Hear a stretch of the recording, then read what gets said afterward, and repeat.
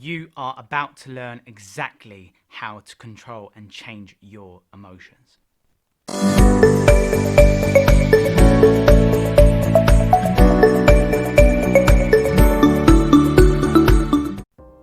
Okay, so there are so many ways in which you can control and change your emotions, and one of the main ways in which you can do so is based on your physiology. That's right. The way in which you use your body, because there is a feedback loop between your body influencing your thoughts and therefore your emotions, and also your internal state, your thoughts and mental patterns influencing how your body language is used, how do you use your physiology.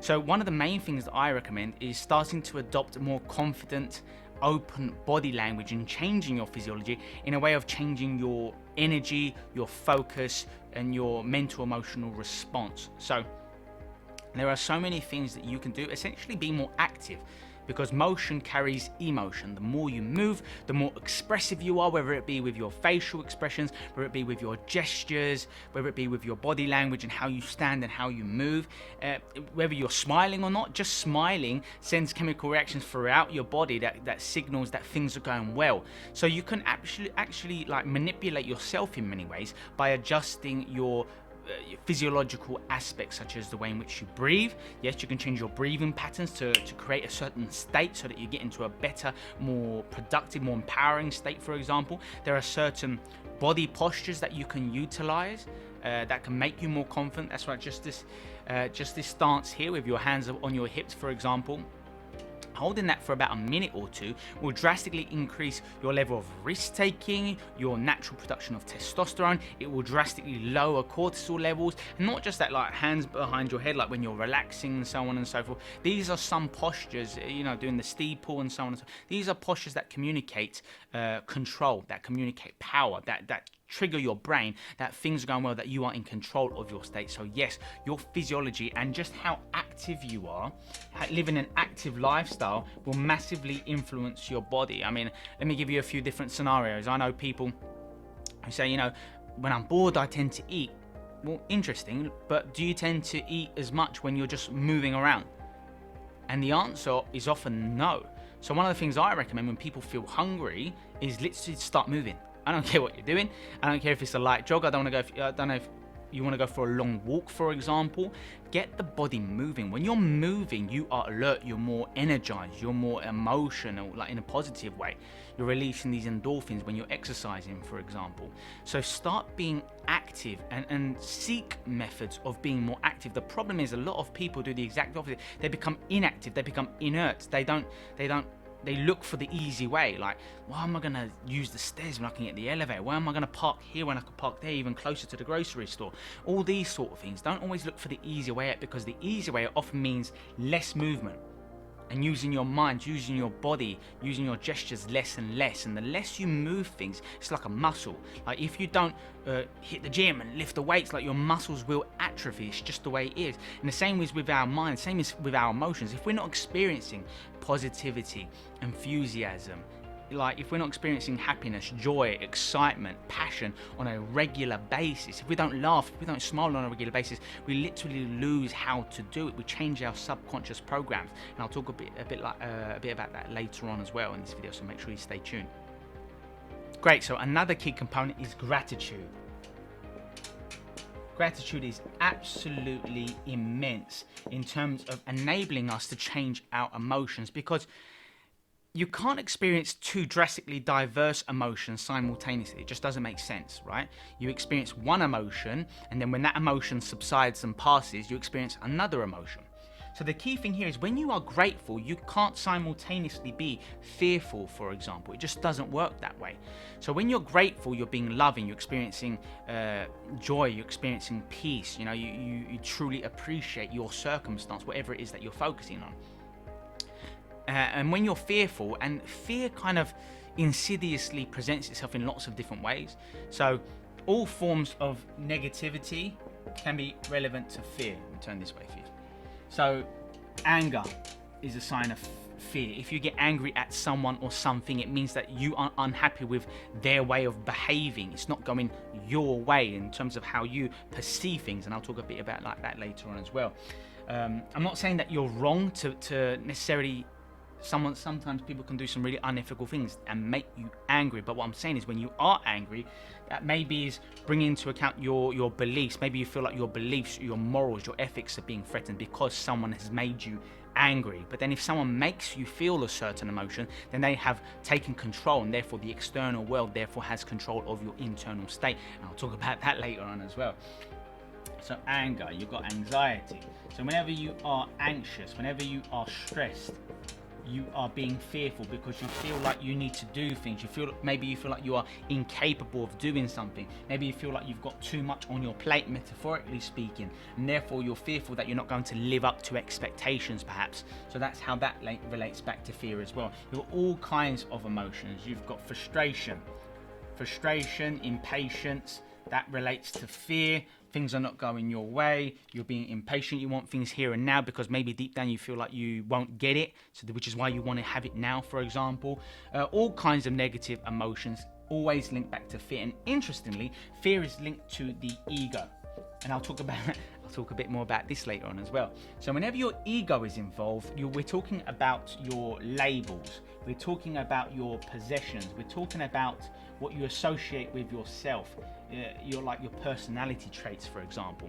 Because a lot of people want their own identity, and it's important to respect the fact that everyone's different. We're all born in a certain country. We grow up with a certain family, for instance. We are a certain gender. We have experienced certain cultures. We experience certain countries that we live in, and ways of living, and different ideologies, and all these sorts of things. And the more you kind of think, oh, this is me, that's what makes me unique, I'm different, I'm from here, I'm this color, I have that background, this is my gender, those are my cars, that's my house, those are my kids, those are my parents, and all these sorts of things. When you try to label yourself, what you're actually doing is you're inadvertently taking things away. Because if you have something, that means you're not going to be able to have other things that you don't have yet. So by owning something, you therefore simultaneously don't own everything else in the world. Does that make sense? So be very careful with your ego, because whenever you're being egoic, whenever you're lost in thought, worried about the past, worried about the future, lost in time, that time-bound, limited consciousness of your egoic mind, therefore you become more fearful, and you tend to experience more of these more often. So when the ego where the ego resides and rears its ugly head, you'll see all these kind of emotions flourish to the surface, if you will. So yes, instead, the way to break down these barriers, this limited consciousness, if you will, is to essentially be more grateful, be more appreciative. Now you can write these things down, the things that you're grateful for, on it every single day, to teach yourself, because that's what it's about. It's about rewiring your brain, and I'll talk about that later on in this video as well. And it's all about becoming more grateful. Now you can be grateful for all kinds of different things. You can be grateful for the most simple things in life, the fact that I'm breathing right now. I'm grateful that I'm able to communicate with you now. How amazing is this? Through all these different social platforms, that I'm able to communicate with you. That's fantastic. I'm grateful for that privilege. I'm grateful for being able to have these clothes. I'm grateful for the fact to be able to have this kind of setup, this studio. I'm grateful for the fact that all sorts of things, that I'm in good health, and so on and so forth. There are so many things for you to be grateful. I'm grateful for my family. I'm grateful for the people I'm able to help and serve in lots of different areas in their lives, in different countries around the world. This is incredible.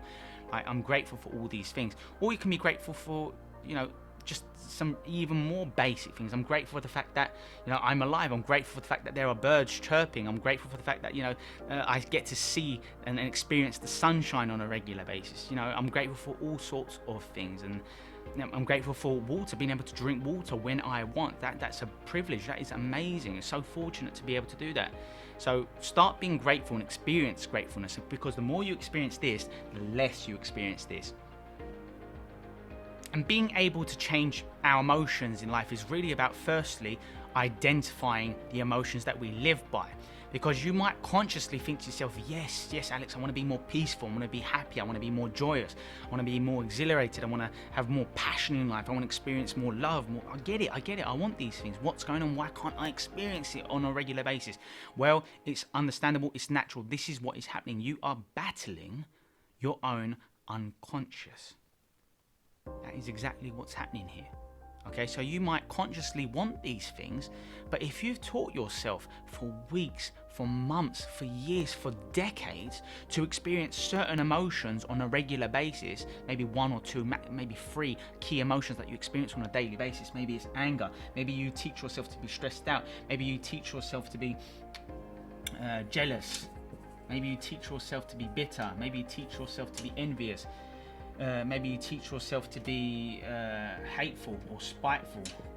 Yeah, all these emotions. So say if you go, let's go with jealousy and anger. Let's say that you've taught yourself every single day, like say you wake up every single day, you go on your phone, you go on social media, and there are like one or two people who you dislike, for example, okay? And you start to see their posts or their videos or whatever it is, and when you see it, it evokes those strong emotions within you. So say if you start to feel jealous, oh my god, that person has it all, and they're a bad person, they have all these wonderful things going on in their life, this is not fair. So if you feel like that, then you feel, then from jealousy it transitions to anger, and then you get angry like this. You know what, I'm gonna do something about this. I hate this person, you know, this person makes me angry. How dare they think they can do this and that and get away with this or that.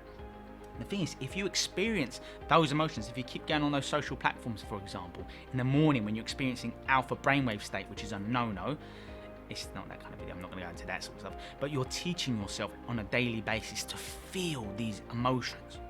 So if you've taught yourself to feel hatred, anger, jealousy, bitterness, frustration, anxiety, stress, whatever it might be, if you're teaching yourself to feel certain emotions every single day, then you've hardwired it into your body. That's right, your body has learned to execute these emotions better than your mind. You don't even have to think. It's not like a conscious thought anymore. Like, you don't even question it sometimes. That's what subconscious programs are. You do things without even questioning them. You do it and you're like, oh, why am I doing this action? Have you ever caught yourself doing that before? You started doing something, you're like, how did I get to doing this thing? Your unconscious, your subconscious programs took over, and it's leading the way because your body has experienced something so often that it now takes over, and it kind of tells your mind, listen, shut down, chill out, I've got it from here. And you're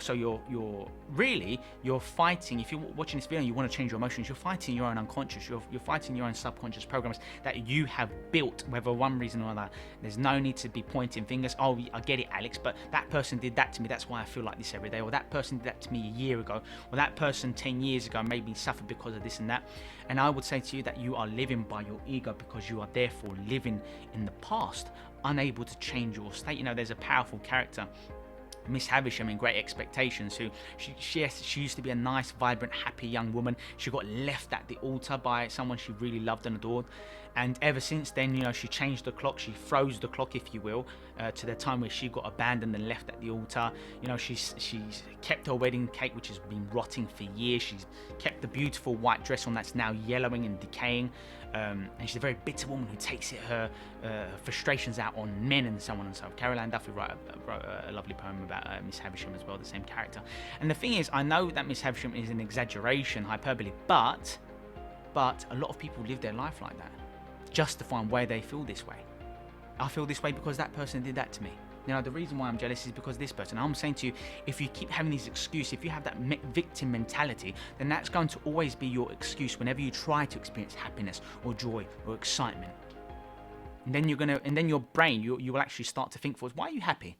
Didn't you remember that person betrayed you or made you bankrupt or took your finances or did something bad to you? Then you're like, oh yeah, that happened, yeah. Then you go back to your old ways. So you have to challenge yourself, because your own unconscious will look to remind you, hey, it's 8 o'clock. Normally every morning at 8 o'clock, you're getting stressed out, you're having a fag, you know, maybe you're having your coffee and you're thinking about all these people who you hate in your life and how you're going to get revenge or how you don't like them, or, you know, how you're going to prove that you're better or whatever it is. And, you know, it's 8 o'clock. What's this meditation stuff that you've started doing? What's all this trying to make yourself feel good and smile and start to write down your goals and be grateful? That's not what you do at 8 o'clock every morning. 8 o'clock in the morning we do this. That's the system. You're changing my routine. That's how your unconscious behaves. It's like, this thing's weird, and then it will come up with excuses. Don't meditate, it's no good. You're busy anyways, you've got things to do. Remember, you've got to go and prove that you are successful, and you've got to go and prove that you can do all these things because you want to show everyone that you're this and that. So your own unconscious will look to trip you up, if you will, only because it wants the familiar. Your own unconscious is built to seek what's familiar. It's built to focus on certain things. It's built to perceive things in certain ways to match your ego, to match your identity, to match your beliefs. Your beliefs are a set of records of the past. That's what a belief is. It's an artifact, if you will, of all the things you've experienced. But if you're going to change your life and change your emotions, you are going to want to create a compelling vision for yourself. Now, you can do this in the form of visualization, imagining yourself achieving the things that you want to achieve, being happier, being with your loved ones, having a more luxurious life, for example, being by the beach, seeing the mountains. You need to vividly imagine them. You need to see it through your eyes as though you are in that experience, rather than seeing it from a third person detached perspective like you're in a movie as such. You don't want to see it in a small frame, okay? When you imagine these things in your mind, you want to make it in the periphery. You want to see it completely 3D all around you, if you will. You want to add color. You want to make it vibrant. You want to zoom in on the key parts, if you will, of that image or clip. You might want to add some sounds to it when you visualize. These are very powerful NLP strategies that you might want to do to associate. You need to associate with this. You need to feel it within you. Because if you just lie down and go, yeah, Alex told me to do this weird visualization stuff. So let's just imagine what it'll be like. Yeah, by the beach. Yeah, nice beach. No, you have to feel it. You have to imagine, wow. And you have to do your best to get your senses involved. Imagine feeling the beautiful salt water. Imagine hearing the waves of the ocean, and how compelling, how beautiful, and how vibrant the whole scenario is. That is what you want to do. You need to immerse yourself in the experience. Otherwise, it's not going to compel you. It's not going to give you that energy. You're like, yeah, I'm going to go. I'm going to make this vision a reality. Yes, I'm going to achieve that, or get married, or help my children in this way, or get a bigger and better house, or do those investments, or get that promotion I've always wanted, or do that hobby I've always wanted to get into that I've never had time to do, and all these sorts of things. So this is the key thing. Have a compelling vision for yourself and envision it as often as you can. I recommend it at least once a day or twice a day, in the morning upon waking and before going to sleep. Like I said, alpha brainwave state, that is when your subconscious is wide open, ready to be influenced. So feed your brain the kind of things that you want to achieve in the morning upon waking and before going to sleep. That's how you're going to change your state. That's how you're going to change your subconscious programs. And that's how you're going to be more abundant and fruitful in your life. Great. And another thing you're going to want to really focus on is, well, your focus. Your focus is everything. Where focus goes, energy flows, if you will. What you pay attention to will determine how you respond to things. So what I do is, for example, say if you meet someone, okay, and you're getting to know someone. Maybe you have to work with new people in your new job. Maybe you're starting to date someone. Any time in life where you're starting to get to know someone, you might want to, yes, might pay attention to some nice traits, or some traits that you're questionable, like what did that person mean by that, or maybe they're not as ethical, or maybe they're not as nice, or maybe they're not as generous or kind or interesting, or whatever it might be. And yes, pay attention to everything, but what do you focus on? Because a lot of people, because of their primitive brain, because of they perceive threats first, they always focus on the thing or the person that is negative. For example, you might say, if you a lot of comedians say this, that sometimes when they're performing, right, and they've got a big audience, and you know almost everyone is laughing, going crazy, they're clearly loving the experience, and there's one or two people that just sat back like that. Not funny. A lot of comedians laugh at this, but they always pay attention to that one person who's not laughing. It's like, what's... And it's natural to an extent, but we need to correct ourselves. Think about all the amazing other people who are laughing at your jokes and so on and so forth. Why are you having to pay attention to the negative thing? And the same applies to in our life and what we focus on. Yes, be aware. Yes, make notes on lots of different things. Evaluate and judge things. That's part of living, right? You don't want to befriend some evil people just because you notice one nice thing about them. It's not about that. It's about perceiving what things are like and plucking the things that you like. Because if you pluck the things that you like in lots of different things in your life, you're then changing your focus, you're changing your attention, and you're starting to attract what you see. And this is key here. We do attract our energy. the own things that we have within us. If we are hateful, if we are evil, if we are jealous, then we're going to attract more things that make us jealous in our life. If we get angry, we are going to attract and also perceive things that will make us angry. Have you ever seen, for example, people who have an angry emotional home? Okay, so that means they experience anger on a regular basis. Say if, I'm completely making this up now, say if, right, someone, there was like a buffet, they were eating in a restaurant in a buffet, and someone went to their thing and took from their plate, and they didn't know. They were like, I just thought that was how they were presenting the food. I didn't know it was your plate. And they took a piece of food from that person's plate. How is someone going to respond if they are angry? Excuse me? No. That's my plate. I mean, it's quite obvious. Do you know what I mean? I can't believe that person took from my plate. So stupid. Whereas, you know, someone who is more loving, more giving, more funny might just laugh it off and go, oh my God, I can't believe that person took that chicken. That was the best piece of chicken I like. Do you know what I mean? It's a different way of perceiving things. It's what you see.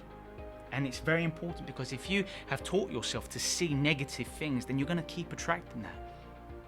And you're going to need to, it all begins by identifying what emotions you live by and doing your best, teaching yourself to perceive the good things in others, to perceive good emotions, to focus on what makes you smile, what makes you laugh, what makes you feel more loved or loving. And that's a way to change your emotions. Great. And number 6 is, you know, the distinctions and the feedback loop between our internal world and our external world. Now, there is a feedback loop, our internal world, our thoughts, our emotions, all our chemical reactions in our body, all these sorts of things, that influences how we perceive things, right? But also what the events, the things that happen around us in our day-to-day lives will also influence our thoughts, our emotions. So there's this feedback loop, the outside world influencing the internal world changing how we perceive things in what's going on contextually around us, okay? And that's a real thing. Now, the key point is we need to teach ourselves to have great internal strength. And you can do that, like I said, by changing your subconscious programs, by forcing yourself, genuinely forcing yourself to change, to have more positive, uplifting states. And I feel stupid. Why am I standing upright and improving my posture and all these sort of things? Why am I making, you know, when I sit down and making myself feel larger and take up more space? Why am I doing all these gestures? If I feel robotic, doesn't feel right. I know it doesn't feel right because you've taught yourself that it doesn't feel right. That's why you have to force yourself to do it. You're like active and you're like, I'm just going to park closer. It just makes more sense. No.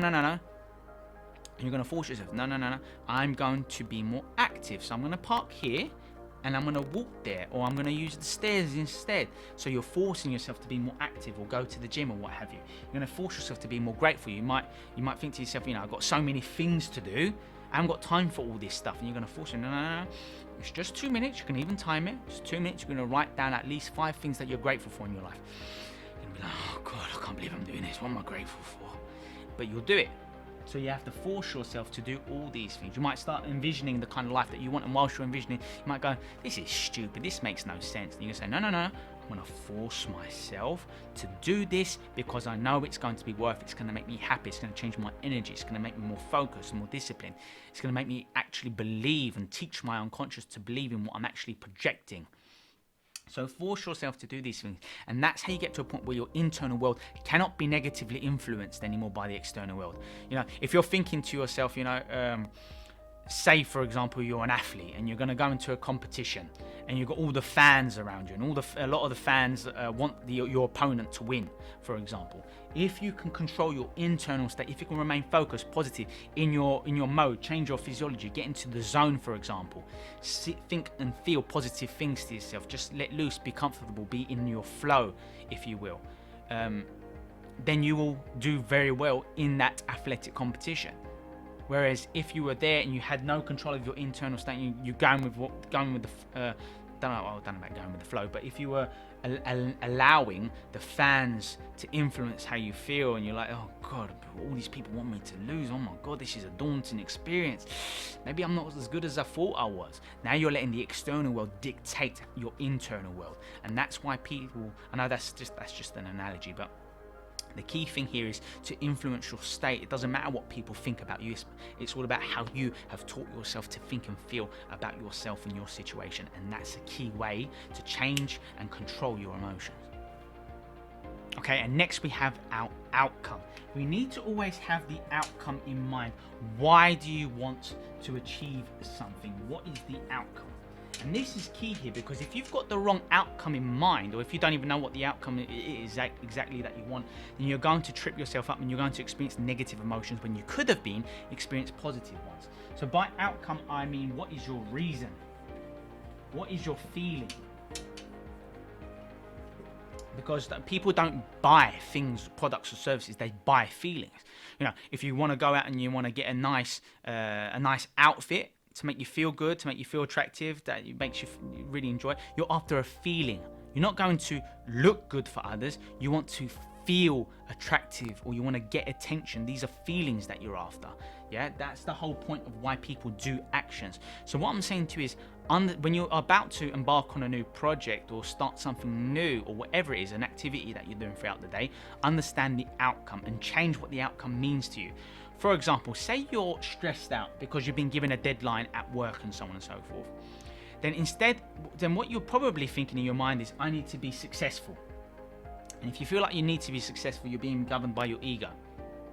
However, if you change your mind and think, you know, for me to complete this deadline, I need to be more giving, I need to be more loving. So what I'm after is connection. I'm after love in what I do by completing this deadline. I'm after a deeper connection with my workplace, with my employer, with my employees. That's the point. I'm not doing it to show off, to be significant. And that's the change in the outcome is everything, because now you're bringing a different energy to what you are doing. And same thing, you know, say if someone wanted help, I don't know, to fix their car or to build something, or, you know, they want help with something, for example.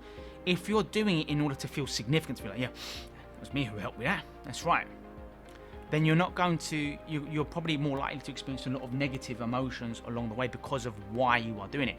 Whereas if you're doing it to be more giving, to share, to support someone, to be more loving, now that carries a whole different kind of energy, and you are unstoppable when you do things out of love, out of happiness, and to create peace and so on, rather than any kind of egoic rationale, like wanting to be significant, wanting to feel superior, wanting to feel exclusive, wanting more attention, and all these sort of things. So understand why you want to achieve something. Okay, so all of these are all well and good. It makes complete sense. But I know some of you are thinking, like, if I want to change the emotions I experience, I need to change my routines. I need to change how things are. I need to change my beliefs. How can I do that, Alex? Well, I'm going to give you the main way in which you can do that, and that's number 8. And number 8 is, it's called, neuroplasticity. Neuroplasticity is the key. Now, it simply means being able to restructure, rewire how your brain works. So when you experience new things, new experiences, you challenge your brain. You start to have more uplifting, elevating emotions. Whenever you do something new, you experience something more empowering, elevated emotions. It's just the way it happens when you experience new things. Especially, obviously, the more and more profound they are. Like, if you've never traveled to a certain country in the world and you've gone there, how amazing, how breathtaking, new culture, new food, new experiences, new sights, like really uplifting. You know, if you went on a course to do with personal development, you're like, wow, I'm learning so much, I feel fantastic. That's challenging your perceptions. Oh, I didn't know that, and now I perceive things. Then it starts to change. Then you start to question your own beliefs about what you can learn and what you're capable of, and you start to feel more empowered. You start to believe more in your potential. This is how you get rid of old, archaic, unsupportive beliefs, and you start to replace them with beliefs that are more supportive and empowering. And that's the key thing here. So experience new things on a regular basis. You can write out a schedule. You know, what new thing am I going to do this month? What small new thing am I going to do this week? What tiny new thing am I going to experience? Or who am I going to, you know, that person, I normally avoid this person, I never talk to them. Let me talk to them for now. And that's a small sign. Even small wins go a long way, because you start to build momentum. You're like, oh, I've never done that project, or I've never developed that skill before. Let me go and develop that skill. Or, you know, I'm going to go on this course, I'm going to go on this trip, I'm going to go on this vacation, I've never been there before, I'm going to go watch this movie. I'm not really into those kind of movies, but you know what, we'll go check it out. Then you start to learn, oh, you know, that movie was actually really, really good, I'm glad I gave it a go. Then you're starting to change your perspectives, your beliefs on things, and that happens through newness, because anything that's new is the unknown, And we can only grow and take control of our emotions, our state, if we expand and step outside of our comfort zone. So experience the unknown. Yes, we tend to, best way I can put it out is freak out. We tend to become a bit fearful and anxious when we do new things. We're like, how's it going to go? How am I going to look? Am I going to do a good job? What's that person going to think of me? Is it worth it? And we start to question ourselves, which is natural because we are stepping outside of our comfort zone. We're not familiar with these experiences. We don't know how it's going to go exactly. But when you do these things, you learn. And then you think, oh, I didn't know I could do that. What about all those other things in my life that I've been putting aside or thinking that I wouldn't never like it or this and that? Maybe I should go and expand. And then you start to experiment, and then you start to learn new things, and you start to grow as a person. And that changes your personality traits, and that changes your identity, your beliefs, your perceptions, your attitudes, your moods. And that's how you really start to change who you are. And then you start to become a new person. Then you start to be happier more often. And people think, yeah, you've changed a lot. You used to be quite stressed and angry. As of late, you just seem more calm. What's happened with you? What have you been doing? You'll start to feel a change in the energy that you bring, and you start to challenge yourself more. And when you start to do new things, and this is exactly the whole point, is when you start to do new things and challenge yourself, that makes you more active. You change your physiology. You're like, whoa. You start to feel more alive. You take more action. And when the more action you take, the more you learn. Even if you fail or what have you, when you take more action, you learn new things. And that stimulates neuroplasticity and therefore neurogenesis more easily. And this is the key stuff. And the last thing I want to share with you, number 9, is presence. Your presence is key here. By being more present, I mean being fully associated to what you have to do right now. So right now, I'm fully immersed in speaking to you about being present. So I'm being present about being present. And that's the key thing. I'm not thinking about what I'm going to say next. I'm not thinking about what I'm going to eat for dinner later. I'm not thinking about something stressful that happened last week. I'm not lost elsewhere. I'm fully focused on what I'm doing. And if you're someone who struggles to be focused, like sometimes say if your body's somewhere but your mind's elsewhere a lot of the time, that means you're not being fully present. And meditation is one of the best ways, and focusing on your breathing, every single inhale and exhale, is one of the easiest ways to become more present. Start paying attention to small, subtle things. Start paying attention to your senses, what you're feeling, where you are, what you can see. And don't judge things. Like, if you're looking at, I don't know, say if you're sitting down, you're looking at a table, I'd say the table's blue. Don't start thinking, why is it blue for? Why has this person chosen a blue table? That makes no sense, or whatever it is. Start saying, oh, that is just what it is. It's a blue table. There's nothing more complicated involved in that. Say if someone's doing a speech, stay focused on the words that they are sharing. Be present, be focused on that. Don't start criticizing them and thinking about this and that. Be fully present, be fully immersed in the experience. You can teach yourself to be more present in this way.